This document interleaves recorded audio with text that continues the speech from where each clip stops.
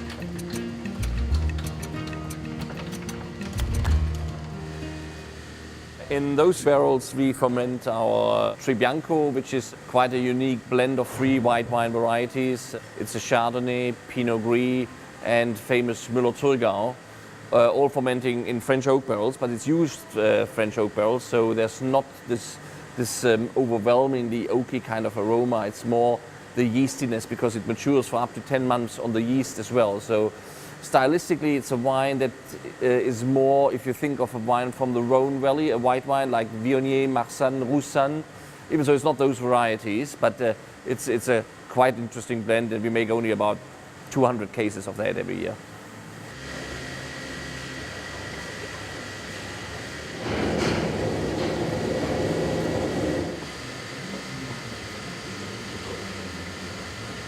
We do quite traditional open fermentation on the full skins with our Pinot Noir. 3 times a day we have to go up here and push the skin cake down again and break it up so the juice can get in contact with the skins again.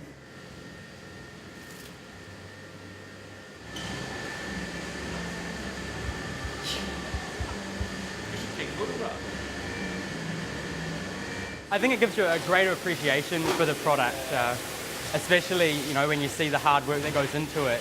From the customer's perspective, all they've got to do is really select it from the list, and it's our job to sort of produce it and sell it. But when you've actually see the hard work and meet the people and the stories behind it, it gives you a lot more pride in that product and selling it on and the enjoyment that the customers get from it. This year we have lower Brix levels than in other years because it was such a cold year. But on the other hand, we have the ripe flavor, so that's the real important part. But still, we have to check, of course, what's the sugar level, so we know in the end roughly what alcohol level we end up with in our wines. With Pinot Noir, we want a certain lightness anyway, so I'm actually quite happy to have a year with somewhat lower Brix levels.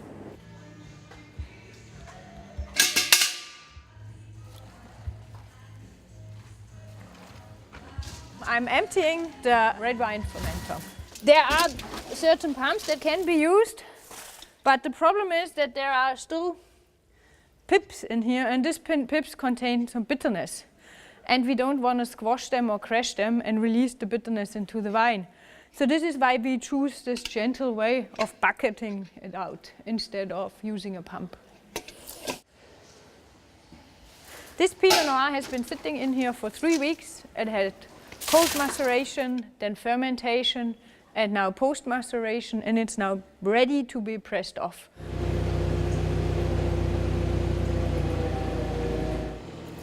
Now the skins go into the press.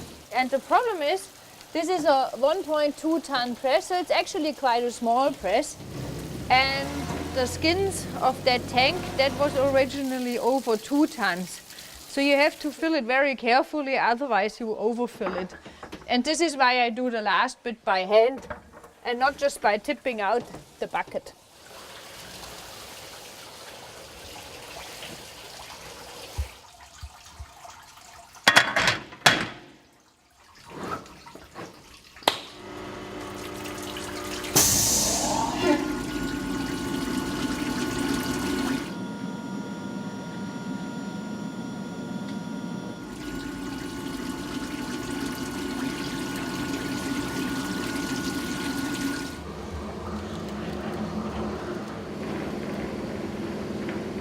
The wooden barrels or the barriques are part of our winemaking style. By putting it into new oak, you get that kind of smokiness from the oak, but also by putting it in already used barrels, you still get a little bit of the oakiness, but you mainly do it because of the oxygen exchange through the pores.